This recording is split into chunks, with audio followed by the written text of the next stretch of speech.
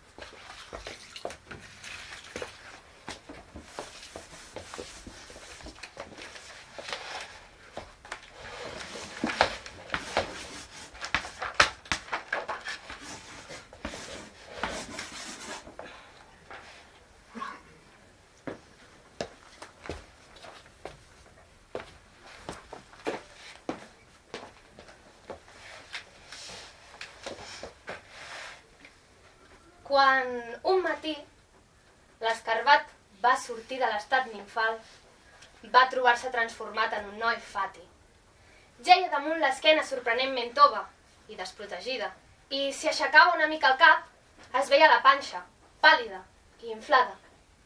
El nombre d'extremitats s'havia reduït de manera dràstica, i les poques que sentia, 4, en comptaria més tard, eren dolorosament carnoses i tan gruixudes i pesades que bellugar-les li resultava impossible. Què li havia passat? Ara l'habitació li semblava petitíssima i menys intensa l'olor de florit que hi trobava abans. A la paret hi havia suports per penjar-hi l'escombra i el pal de fregar. En un racó, 2 galledes. Contra una altra paret, una prestatgeria amb bosses, caixes, pots, una aspiradora i repenjada a la posta a planxar. Que petites li semblaven ara totes aquelles coses que abans gairebé no podia abastar a la totalitat. Va moure el cap. Hop! Va intentar girar-se a la dreta, però aquell cos gegantí pesava massa i no se'n sortia. Ho va intentar un segon cop i un altre. A la fi va haver de reposar, esgotat. Va tornar a obrir els ulls enfrissant-se. I la seva família? Va girar el cap a l'esquerra. Hop! I els va veure, a una distància inconcreta, immòbils, observant-lo astorats i amb por. Li sabia greu que sentissin por. Si hagués pogut, els hauria demanat disculpes per aquell trasbals pel qual els feia passar. Cada nou intent de moure's per anar cap a ells resultava grotesc. Intentar arrossegar-se d'esquena li era especialment difícil. L'instint li deia que potser, si es girava fins a quedar de boca terrosa, els moviments li resultarien més fàcils. Tot i que, amb només 4 extremitats... I tan poc àgils. No sabia com s'ho faria per desplaçar-se. Per fortuna, no sentia fressa que l'induís a pensar que hi havia humans a la casa. L'habitació tenia una porta i una finestra. Sentia com repicaven les gotes de pluja contra l'ampit de zinc de la finestra. Va dubtar si anar primer cap a la porta o cap a la finestra. I va decidir, finalment, anar cap a la finestra, perquè des d'allà veuria on era exactament. Encara que no sabia del cert de què li havia de servir veure on era exactament. Amb tota la força de què era capaç, va fer un intent de girar-se. De força en tenia, però era evident que no sabia com dominar-la. I que cada un dels seus moviments era desmanegat i inconex, sense relació amb els altres. Quan aprengués a fer servir les extremitats, les coses millorarien tan notablement que podria anar-se'n amb els seus. De cop es va adonar que pensava. I això li va fer reflexionar si abans també pensava. Ell hauria dit que sí, però comparat amb aquell seu pensament d'ara, l'anterior era molt feble. Molts intents més tard, va aconseguir fer passar el braç dret per damunt del tronc. Així va decantar el pes a l'esquerra i amb un esforç final va girar el cos, que va caure pesadament de boca terrosa. La seva família va cuitar a apartar-se. Es van quedar aturats a una certa distància, per por que si feia un altre moviment brusc els aixafés. Va sentir pena per ells. Va dipositar la galta esquerra a terra i va quedar immòbil. Els familiars se li van acostar a mil·límetres dels ulls. En veia les antenes movent-se, en un rictus de desconcert. Va tenir por de perdre'ls. I si el rebutjaven? Com si hagués sentit què pensava, amb les antenes, sa mare li va acariciar les pestanyes. Esclar, va pensar ell, de mi és el que deu trobar-hi més semblant. Commogut, Una llàgrima li va lliscagar el cavall fins a formar un vessal al voltant de les potes de sa germana. va voler respondre a la carícia. Va intentar moure el braç dret, el va alçar, i incapaç de controlar-lo un cop alçat, el va deixar caure pesadament, cosa que va provocar la desbandada dels familiars, que van buscar protecció darrere d'un pot de suavitzant. Son pare treia el cap, en prevenció. Segur que entenien que no els volia fer cap mal, i entenien també que tots aquells moviments perillosos eren producte de la imperícia a dominar aquell cos monstruós. Li va quedar confirmat quan s'hi van tornar a acostar. Que petits que els veia, petits i Li recava acceptar-ho. distants, com si les seves vides estiguessin a punt de bifurcar-se de manera irreversible. Hauria volgut dir-los que no el deixessin, que no se n'anessin fins que ell pogués acompanyar-los, però no sabia com fer-ho. Hauria volgut poder-los acariciar les antenes, però, com s'havia vist, els seus moviments maldestres comportaven un risc evident. Va enyorar el seu cos d'abans, petit, àgil, dur i ple de potes, que li hauria permès desplaçar-se amb facilitat i velocitat. I li va tornar a lliscar una llàgrima. Aquest cop, d'impotència. Amb el pas dels minuts va anar aprenent a moure les extremitats, a coordinar-les, a aplicar la força justa a cada braç. Va aprendre a moure els dits i els va aferrar a l'ampit de la finestra. Uns quants més tard, finalment, va aconseguir aixecar el tronc. Allò li va semblar un triomf. Ara seia amb les cames doblegades i l'espatlla esquerra repenjada al tros de paret que hi havia sota la finestra. La família ho contemplava des d'un racó, amb una barreja d'admiració i pànic. Es va posar finalment de genolls i amb les mans a l'ampit per no caure, va mirar per la finestra.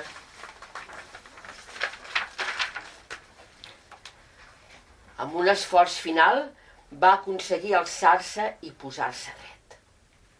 Aquella verticalitat el meravellava i l'incomodava. Es va sentir marejat i amb suavitat es va anar ajupint fins a quedar novament de genolls. De genolls va avançar cap a la porta. Estava entreoberta. Per obrir-la amb el braç hi va aventar un cop, amb tanta força que la va llançar contra la paret, va rebotar i va tornar gairebé a tancar-se. Pam! Va repetir el gest, aquesta vegada menys bruscament. Un cop va aconseguir que la porta quedés oberta, sempre de genolls, va sortir al passadís. Hi devia haver humans en algun racó de la casa? Ara, però, Va suposar... si en trobava cap, no li farien mal. Tenia l'aspecte d'ells. Aquesta idea el va fascinar. Jo no n'hauria de fugir per por que l'aixafessin. Primer aspecte positiu de la transformació. Primera pega. Li voldrien parlar i no sabria com contestar. Al passadís, ajudant-se amb tots dos braços, es va tornar a posar dret. Aquest cop no es marejava tant. A poc va caminar pel passadís, cada cop amb més desimboltura. Al capdamunt del passadís hi havia una porta. La va obrir. Hi havia el bany, el vàter, el bidet, la banyera, dues piques i un mirall al damunt de totes dues. No s'havia vist mai. Però immediatament va saber que era ell, despullat, gras i tou. Per l'alçada que li arribava a la cara en el mirall va deduir que no era cap adult. Era un nen? Un adolescent? Veure's despullat el desconcertava. No entenia per què. Per què mai no l'havia molestat anar despullat? Era la deformitat del seu cos. Tots aquells quilos i quilos de carn i aquella cara molsuda i amagna. Qui era? A què es dedicava? Va caminar per la casa, cada cop amb més estabilitat. Va obrir l'habitació al costat del lavabo. Hi havia uns patins a tocar del llit, i tot de banderins per les parets. Hi havia també un escriptori, llibretes, llibres i una prestatgeria amb TVOs, una pilota de futbol i fotos. Una foto d'ell. S'hi va reconèixer immediatament, igual que s'hi havia vist al lavabo, gras, amagne i vestit de jugador de futbol sala de color blau, amb una ratlla blanca a cada màniga. A l'armari hi va trobar roba. Va buscar uns calçotets, una samarreta, un polo, uns pantalons de xandall, mitjons, unes bambes. Es va vestir. Va passar el dit pels lloms dels pocs llibres que hi havia als prestatges. Va acariciar una gerra de porcellana. Va pitjar el botó de la ràdio. La música era cridanera i la lletra li resultava incomprensible. Amigos para siempre, amigos lovers, be my friend. Amics per sempre, amigos de lover, Va tornar a pitjar el botó. Silenci. Es va seure's al sofà. Va agafar el comandament. Va engegar la tele. Va anar canviant de canal. Soc Carles Porta. Posarem llum a la foscor. I gol, gol, gol, gol de Messi, gol de Messi. Estela, reina. Va pujar el volum al màxim. És així com se'n va anar escapant El va baixar al mínim. Era fàcil. Al sofà hi havia un llibre obert. El va agafar, convençut que no entendria res. I, en canvi, de seguida, que hi va depositar els ulls i va llegir sense gaire problemes. El cavall de Troia queda definitivament acabat, polit i envernissat a primera hora del matí. Ha estat una feina dura que ha ocupat dotzenes de soldats dirigits per 3 mestres fusters. El va tancar. I just quan el deixava on era, va recordar que l'havia trobat obert i no tancat. El va tornar a agafar i mentre buscava la pàgina per on estava obert, va sentir soroll de claus al pany de la porta. Eren un home i una dona, clarament adults, aquests sí. Hola! Com és que t'has posat els pantalons al revés? Com ho hauria d'haver sabut que eren al revés? I has fet els deures? Oh, no! Deures! Va imaginar com si recordés. un abans en què no hi havia ni deures ni pantalons al revés. Afanya't! Es va aixecar amb mandra. Abans d'anar a l'habitació a fer-los, va passar per la cuina, va obrir la nevera, va treure un pot de Diet Pepsi i lluitant per obrir-lo, Era toix amb les mans encara. va vessar la meitat per terra. Abans que els renyessin, va anar al quarto dels mals endreços i mentre despenjava el pal de fregar, va veure arrambats a la paret 3 escarbats que després d'un instant d'immobilitat van intentar fugir. Amb un cert fàstic i va posar el peu dret al damunt i va fer pressió fins que va notar com s'aixafaven.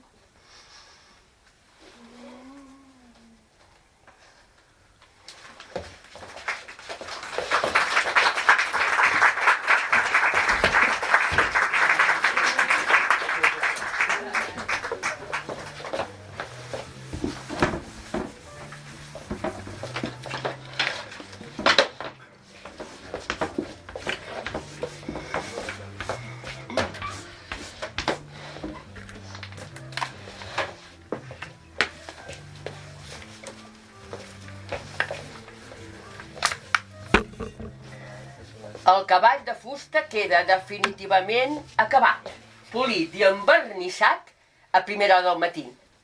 Ha estat una feina dura que ha ocupat dotzenes de soldats dirigits per 3 mestres fusters. S'alça, majestuós i immòbil al vent mig de la platja. El deixen assecar durant tot el dia. A la nit, vigilant que no els vegin des de la muralla, els guerrers escollits pugen per una escala de cànem, un darrere l'altre, ràpidament i sense fer soroll. Van armats amb una petita bossa nuada al cinturó, amb carn en salmorra, per agafar forces al matí i una porció d'aigua per calmar la set. Que l'últim reculli l'escala i tanqui la porta, de manera que des de fora no es noti. Però si ets tu... Seuen tots amb ordre i paciència, ben estrets, omplint la panxa de la bèstia. No deus patir pas claustrofòbia, oi?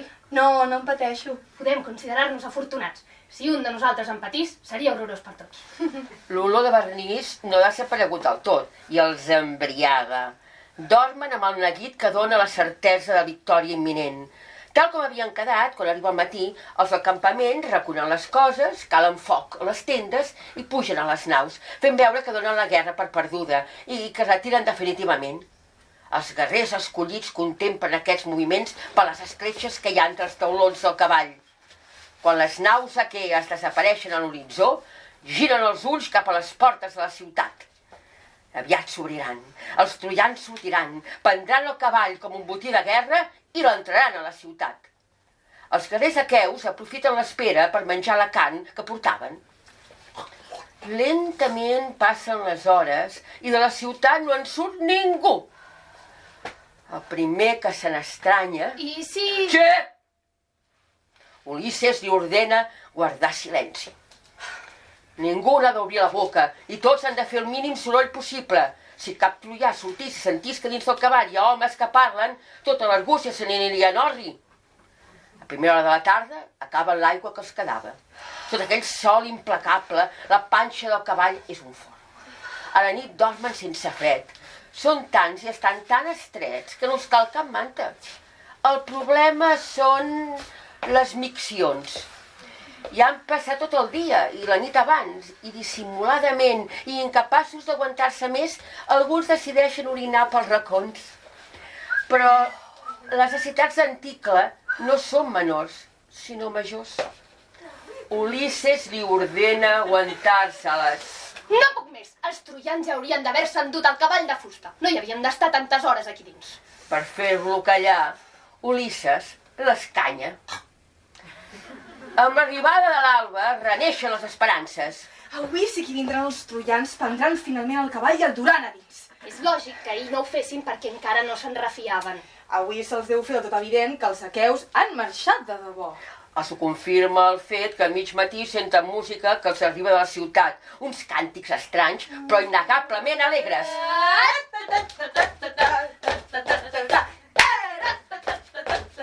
Deuen celebrar la victòria.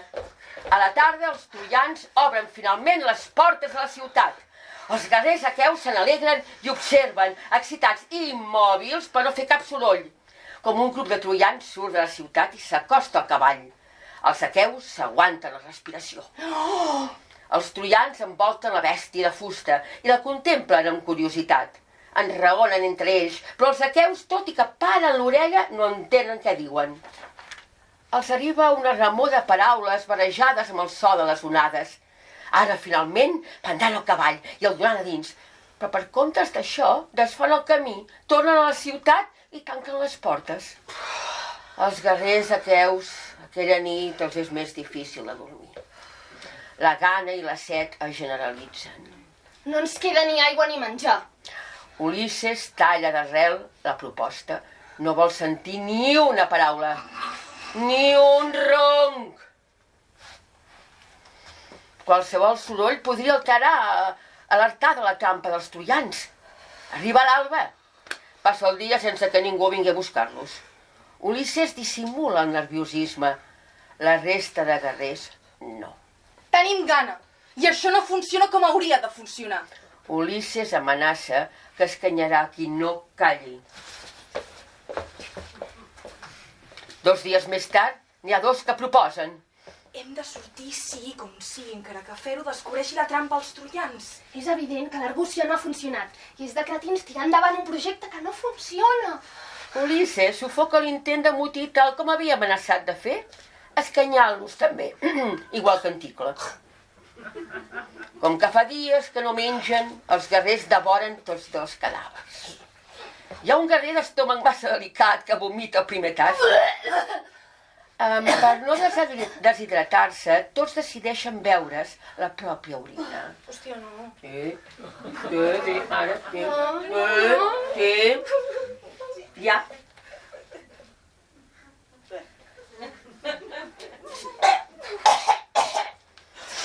A la pudor d'orins i excrements s'hi afegeix ara la ferum del cadàver d'Anticle i de les entranyes dels altres dos. Obrim un instant la porta i llancem-los. Ulisses s'exaspera. Com se'ls pot acudir una idea així? Com poden llançar-los fora sense despertar les sospites als troians? Deixar als peus del cavall 3 cadàvers seria descobrir clarament la trampa. Podríem desfer-nos-en de nit, baixar-los per l'escala i llançar-los al mar. El més greu no és conviure amb la ferrunda dels cadàvers i els excrements i la incertesa del futur. Tots aquests dies, les naus aquelles ja deuen haver anat enviant exploradors per veure si el cavall de Troia era ja dins de Troia. No aguantarem gaires més dies aquí dins amagats abans de donar l'Argúcia per fracassada i tornar a casa acceptant definitivament la derrota. Això si no ho hem fet ja. Ulisses s'hi llança al damunt, però Níet té ja forces i incapaços de barallar-se amb un mínim d'energia, cauen tots dos sobre els altres guerrers que es fan a un costat, cada cop més prims i sense ni esma. N'hi ha que geuen tan immòbils que es fa difícil saber si encara són vius. El mateix Ulisses se sent de fallir, però no s'ho pot permetre. Els troians, repeteix cada cop amb menys convenciment, sortiran en qualsevol moment i s'enduran el cavall. Només és qüestió d'esperar. Quan això passi, ells, els millors guerrers escollits entre la flor innata de la joventut aquea, esperaran que arribi la nit. Sortiran quan tothom dormi i saquejaran la ciutat i n'abatran les portes. Per les escletxes entre els taulons observa amb avidesa les muralles de la ciutat i es tapa les orelles per no sentir els gemecs agònics dels seus guerrers.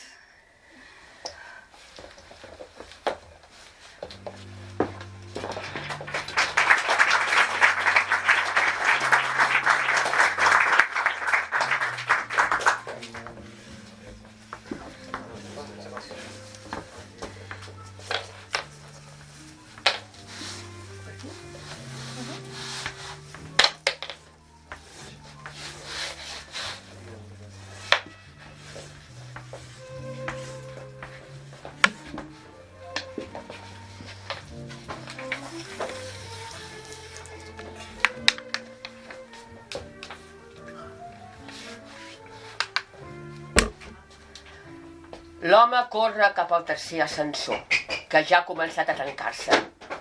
Aconsegueix ficar-hi el peu dret pel mig pam que encara queda obert i d'aquesta manera fer que les dues fulles de la porta corredissa s'obrin immediatament. Entra i saluda amb un bon dia avorrit i monòton. Bon dia. Avorrit i monòton. Bon dia. La dona que hi ha dins, bellíssima, de cabellera encascada i llavis color de castanya.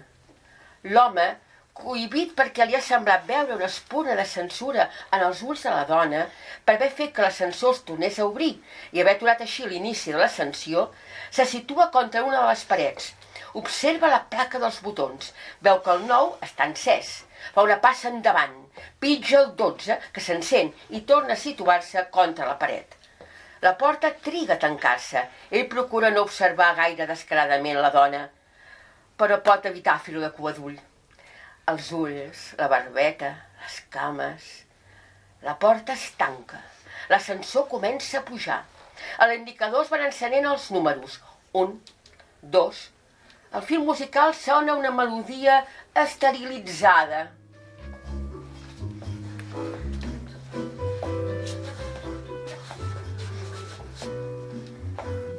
L'home mira el rellotge que du al canell. S'ha aturat fa estona. El sacseja com si sacsejant-lo hagués de retornar-li la vida. Però això passava als rellotges de corda, no pas als de piles. A l'indicador s'ha encès ja el 5. I ara li toca el torn el 6. Quan s'encén el 6, l'ascensor s'atura, les portes s'obren i un vell amb ulleres i barret petit avança la cara. Que baixen? No. El vell arrufa el nas i desapareix cap a la dreta amb l'índex estès i la intenció clara de demanar el segon ascensor sense saber que està espatllat i l'estan reparant a la planta baixa. La porta es torna a tancar. Un instant, la dona mira l'home i les mirades de tots dos s'encreuen. Ell somriu. Ella aparca la mirada. A l'indicador veuen com s'encén el 7 i després el 8. I just entre el 8è i el 9è, a l'indicador encara hi ha encès el 8 i el 9 està apagat, que l'ascensor s'atura. L'home mira alternativament la dona, el plafó amb botons i la porta. Ja hi som. La dona se'l mira a ell, el plafó de botons i la porta. La dona és la primera a expressar el desconcert. I ara què? I l'home el primer intenta fer com si no passés res. Sobretot, no hem de perdre la calma. La dona pitja el botó del 9, el botó del 12.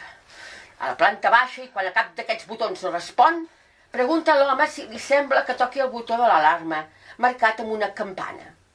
L'home hi està d'acord. Pitgen, doncs, el botó de l'alarma, el timbre de la qual ressona clar, immediat, com si fos just més enllà de les parets de l'ascensor.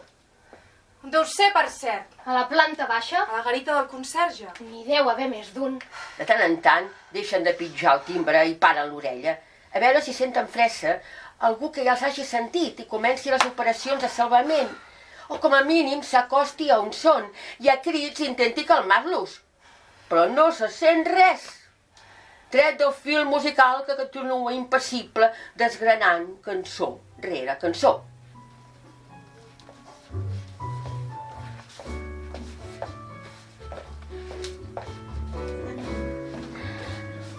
Uns minuts més tard la dona es presenta. Ja que, segons sembla, haurem de conviure amb temps.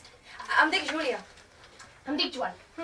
No deus patir pas claustrofòbia, oi? No, no em pateixo. Podem considerar-nos afortunats. Si un de nosaltres en patís, seria horrorós per tots. Ella somriu, encara, i a ell aquell somriure li sembla esperançador. És evident que tancats com estan dins un ascensor aturat entre dos pisos, en el transcurs dels minuts que fa que són allà dins, cadascun d'ells ha pensat, ni que sigui per un instant, en tota la mitologia, diguem-ne, popular que envolta aquesta situació. Dues persones tancades en un ascensor que s'ha aturat entre dos pisos. Paral·lela a la dels acudits amb un home i una dona en una illa deserta, absolutament sols i apartats del món qui sap per quant de temps. Ell reconeix que, evidentment, se sent atret per ella, però ella se sent atreta per ell. La dona li pregunta. Era important, urgent, el que t'ha dut a aquest edifici d'oficines aquest matí? Qüestions de feina.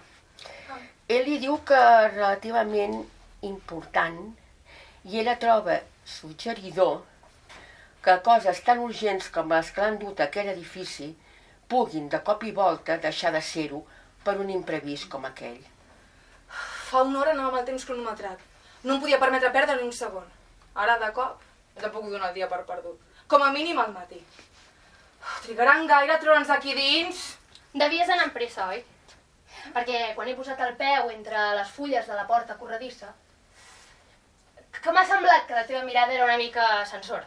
Oh, és que no suporto les persones que quan les portes de l'ascensor comencen a tancar-se i col·loquen el peu sense pensar que per la gent que hi ha dins... Que volen començar a pujar o a baixar com més ràpid millor i que de fet ja han començat el procés de pujar o baixar i per tant hi tenen tot el dret. El gest és del tot desconsiderat. L'home està a punt de dir que com a mínim haver col·locat el peu a la porta ha tingut una cosa bona. Haver-se conegut. Però, afortunadament, és a temps d'empassar-se a la cursileria. Ella esmenta una pel·lícula de Woody Allen en què un ascensor té un paper central i també un altre que surt el Marlon Brando amb samarreta ajustada i crida «Estela! Estela!». Però això passa a una escala i no un ascensor, no? Ell li explica que un cop va llegir una novel·la amb un ascensor que travessava el terrat i sortia cel enllà. L'ascensor és el mitjà de transport més important de les últimes dècades, tot i que molta gent el considera un mitjà de transport. La relació entre els ascensors i l'alçada que han anat prenent els edificis és suggestiva. No és tant que els edificis hagin instal·lat ascensors perquè s'han fet cada cop més alts, sinó que els edificis s'han fet cada cop més alts perquè els ascensors cada cop han estat més eficients i segurs. De tant en tant, un dels dos toca el timbre d'alarma durant uns quants minuts. Quan un se'n cansa, els relleva l'altre, però finalment tots dos se n'atipen i seuen a terra costat per costat. En algun moment ens han de venir a treure. No ens deixaran aquí per sempre. Potser acabaré com els nàufrags, devorant-los un a l'altre per sobreviure. La dona pensa que és interessant que s'hagin assegut costat per costat. Hi ha un moment a l'espera que perden la noció del temps, No miris el rellotge. diu un dels dos. Els és relativament fàcil comptar segon a segon fins a 30 i fer-ne al mig minut. Els és més difícil comptar segon a segon fins a 5 minuts o mitja hora. Si comptessin segon a segon durant unes hores, l'error s'accentuaria. Més tard, s'adormen. Es desperten al mateix temps. No has sentit un soroll? Què? Mig abraçats, un dels dos caps sobre l'espatlla de l'altre, tan a prop els ulls a tots dos que és inevitable que els llavis de l'un avancin lentament cap als llavis de l'altre. Tot i que de cop l'ascensor engega, accelera ràpidament, s'atura i finalment a sotregades arriba a la planta baixa, on l'esperen el conserge i un dels tècnics de reparacions. Estan bé? Home, L'home i la dona es miren. Haurien de dir-se alguna cosa, quedar, però a ella li sembla que ell, tot i mirar-la, no és prou ràpid a proposar-ho. I a ell li sembla que ella, tot i mirar-lo, va directe cap al quart ascensor, el que hi ha al fons, gens interessada, diria. Acabada la situació a l'ascensor, acabat tot? L'home s'adreça, doncs, cap al carrer, cavilant que no hauria hagut d'anar-se'n sense quedar amb ella, donar-se el telèfon, com a mínim. Just en el moment que trepitja el carrer, es pregunta què hi fa sortint, si havia d'anar al pis 12. Fa mitja volta, doncs, obre la porta de l'edifici, travessa el hall, esquiva el tècnic i el conserge, corre cap al quart ascensor que ja ha començat a tancar-se, aconsegueix ficar-hi el peu dret pel mig pam que encara queda obert i d'aquesta manera fer que les dues fulles de la porta corredissa s'obrin immediatament.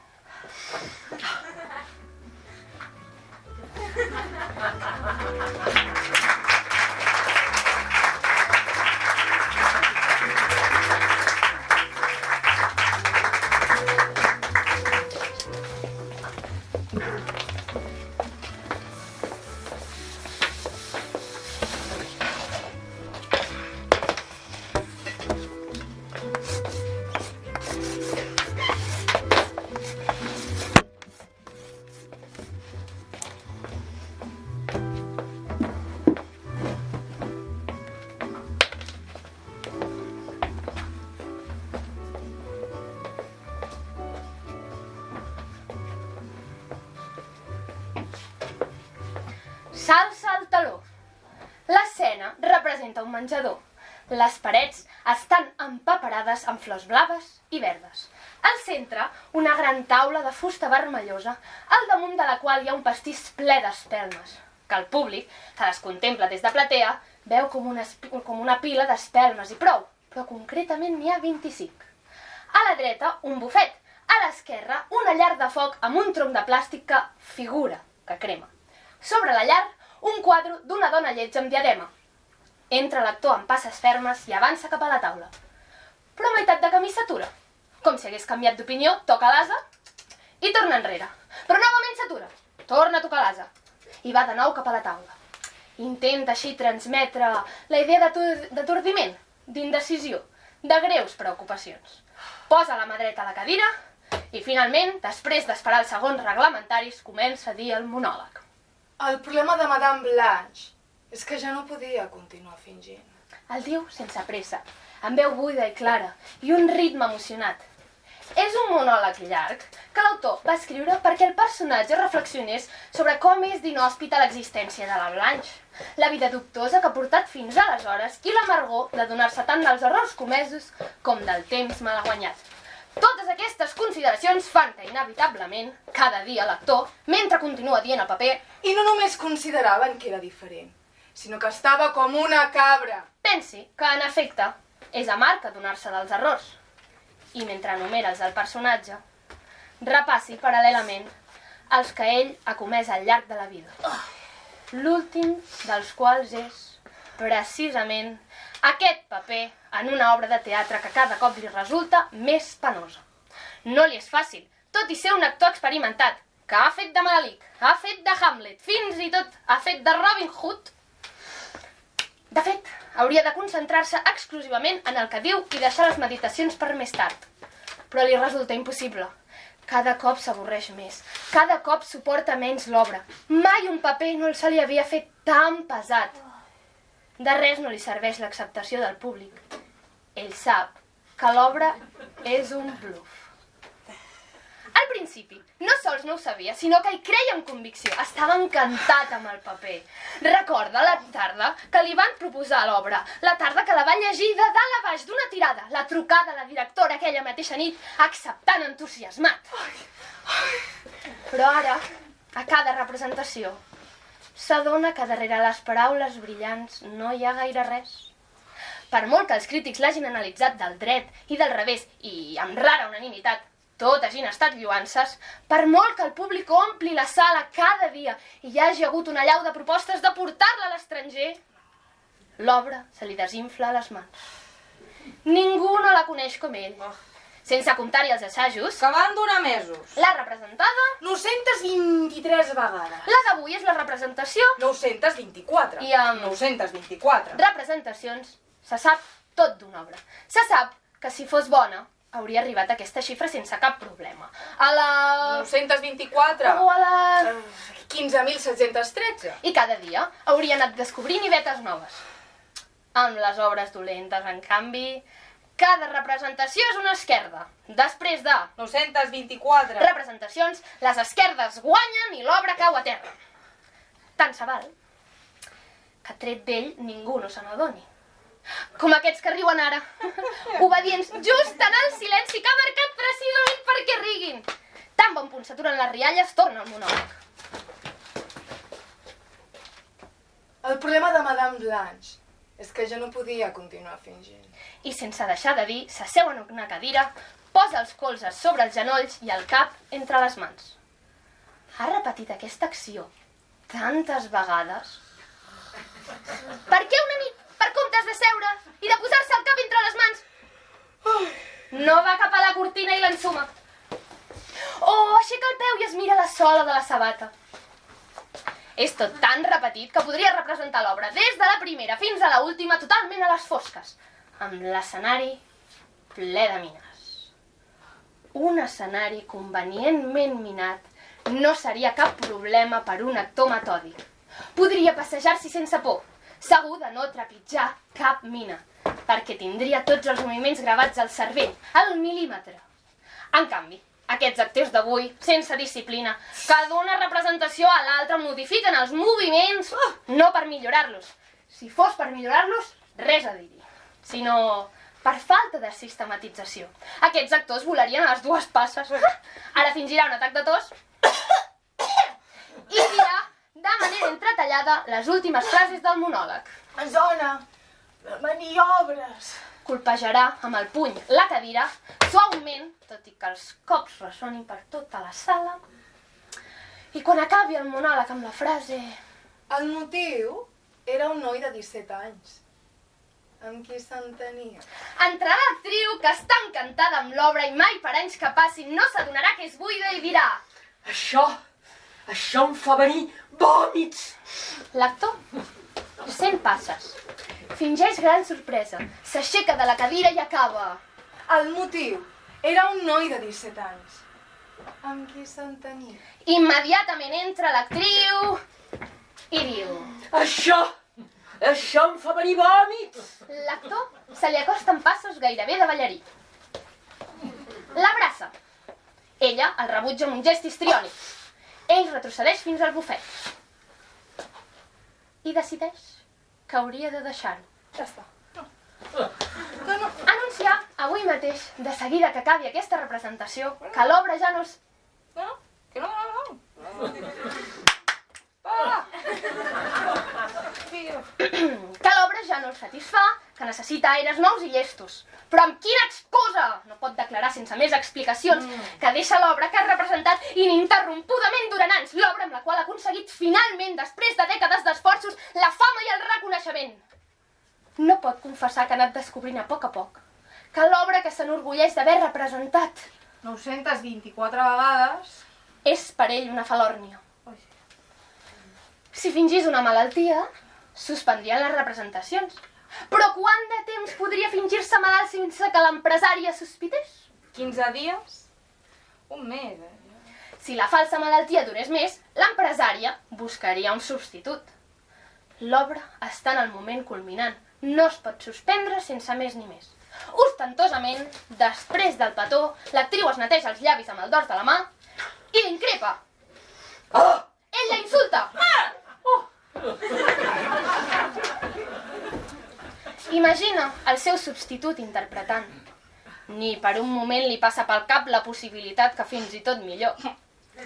El paper que ell ha convertit en un èxit. La imatge l'esgarrifa. També l'esgarrifa pensar que és només per això que no abandona. Continua les representacions dia rere dia i quan cau el teló i sent els aplaudiments del públic, saluda per la representació 924 mecànicament i ple d'orgull.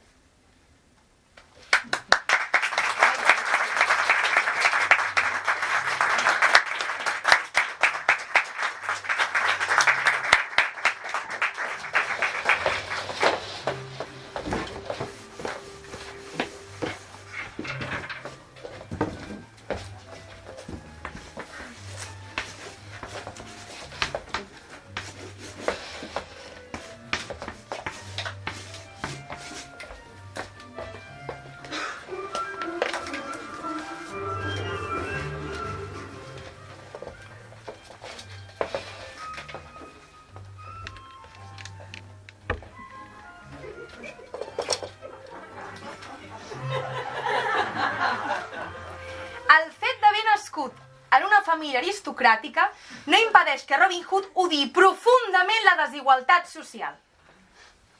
Des de petit, m'ha indignat contemplar com mentre els rics neden en l'accés, els pobres malviuen en la misèria.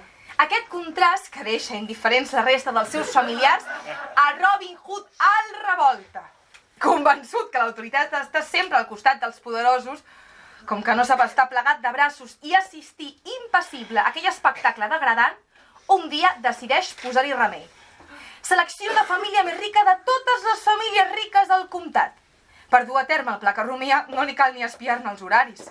Els coneix també a tots ells, que en sap cadascun dels moviments habituals.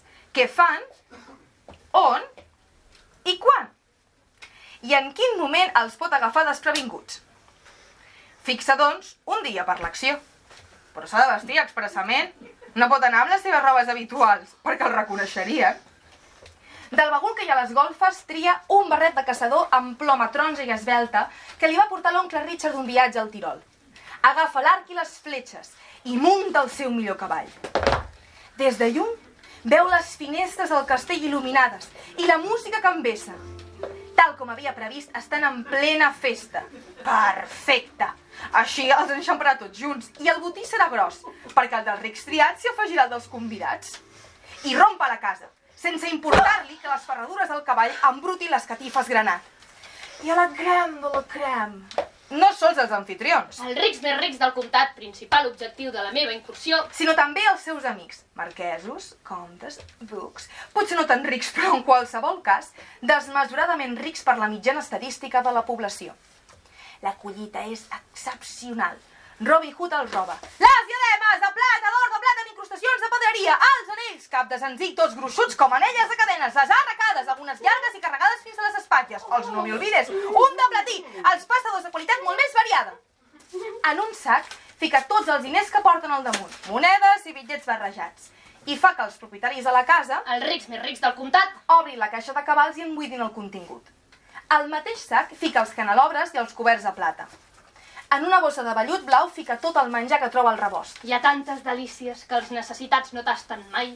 Després, sense que cap dels presents l'hagi reconegut, a galop desapareix la nit. Els rics més rics i els seus amics aristòcrates, excitats pel fet que trenca la monotonia en què viuen, decideixen que, l'endemà, enviaran patges als amics que aquella nit no eren amb ells per explicar-los la notícia. Demà veniu a casa meva i us explicaré fil per randa com ha estat la cosa. I després muntarem una bacanal. Robin Hood galopa bosc a través, d'oest a est, amb un destí clar. Durant 2 setmanes ha seleccionat entre tots els habitants de Sherwood els més pobres. Són una família que viu en una cabana mísera, a tocar d'un abocador incontrolat. Des de lluny, la família mísera veu arribar Robin Hood i s'amaga. Sempre que algú s'hi ha acostat ha estat per treure's el poc que tenen. De vegades lladres amb antifàs i samarreta de ratlles horitzontals. De vegades recaptadors d'impostos amb corbata i americana de quadros. De vegades els senyors necessitats de carn fresca per a alguna festa. Robin Hood truca a la porta i els demana que obrin. Ve en senyal de pau. Els pobres no contesten. Robin Hood insisteix. Obriu, us porto el que he robat als rics. No li fan cas. Es veu obligat a batre la porta.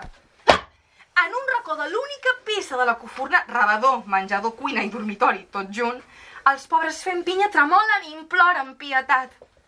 Robin Hood els explica que bé no han de tenir por i els repeteix que ve a donar-los el que ha robat als rics. Exactament aquesta és la idea, insisteix. Robar els rics per donar-ho als pobres. Els ho repeteix diverses vegades perquè la primera no ho entenen. Us porto el que he robat als rics. Es miren els uns als altres i el miren a ell, recelosos.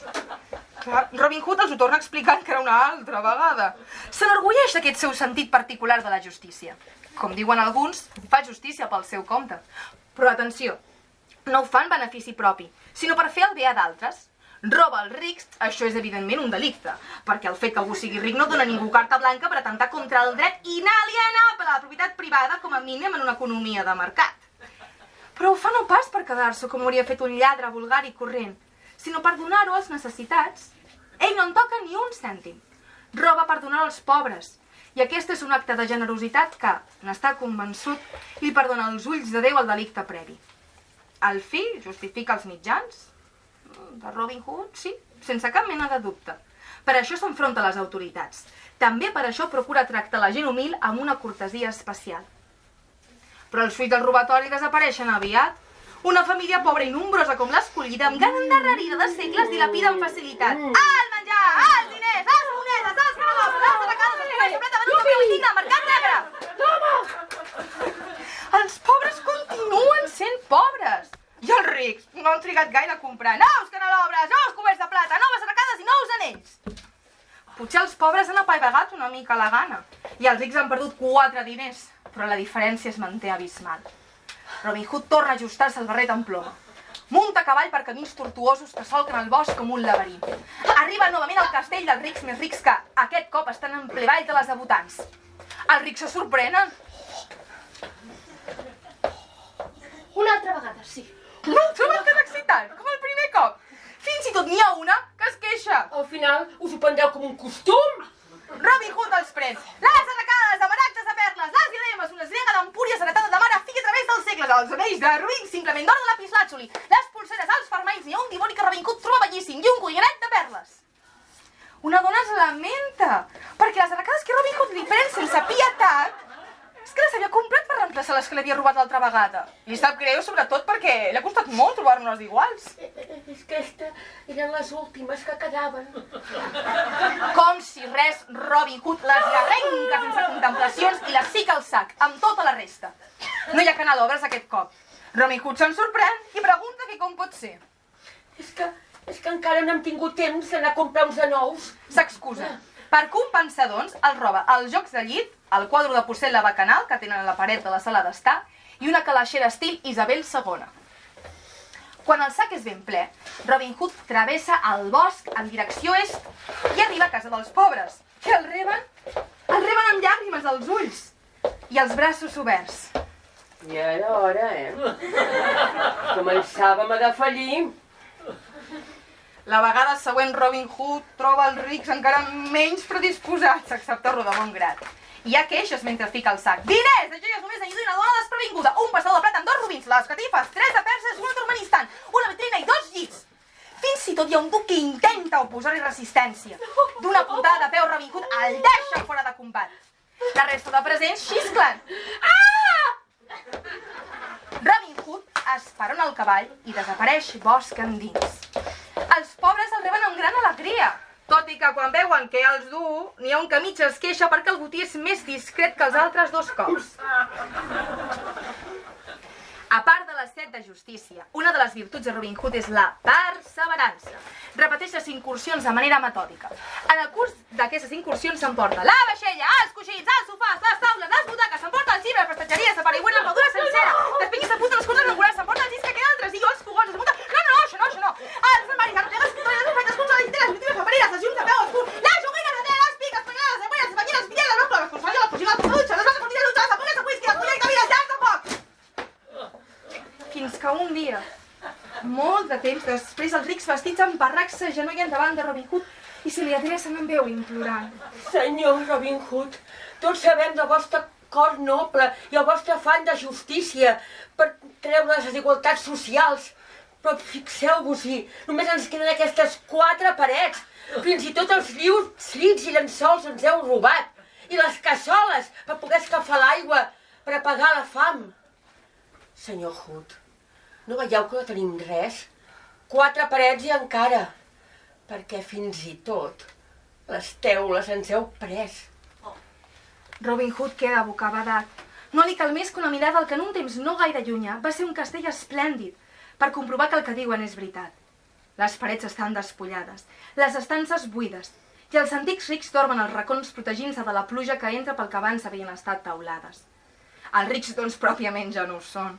És de tota evidència que són més pobres que els antics pobres, que s'han convertit ara en més rics que ells, en part per les riqueses que Robin Hood els ha donat i en part per una hàbil política d'inversions que les ha multiplicades. Però Robin Hood, generós, obsessiu i tenaç, ha continuat trobant els rics ara francament pobres, per donar-ho als pobres ja francament rics. La seva actitud generosa ha trasbalsat les coses fins a tal punt que ara, de cop se li fa evident, els rics viuen en la misèria i els pobres neden en l'abundància i el despilfarro i han convertit l'antiga barraca en un conjunt de torres amb piscina, sauna i les últimes novetats en domòtica.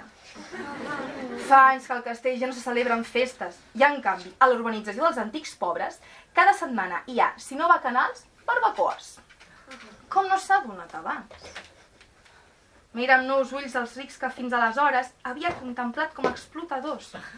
I paral·lelament imagina el llibertinatge econòmic a què ara es lliuren els que fins fa pocs segons ha considerat pobres. La ira el pren. Des de petit m'ha indignat contemplar com, mentre els rics neden en l'accés, els pobres malviuen en l'abundància. Es col·loca bé el barret de caçador amb ploma, taronja i esvelta que li va portar l'oncle Richard d'un viatge al Tirol. Tiba les regnes al cavall, l'encara cap a l'est, i amb les mateixes regnes fueteja el llom de la bèstia.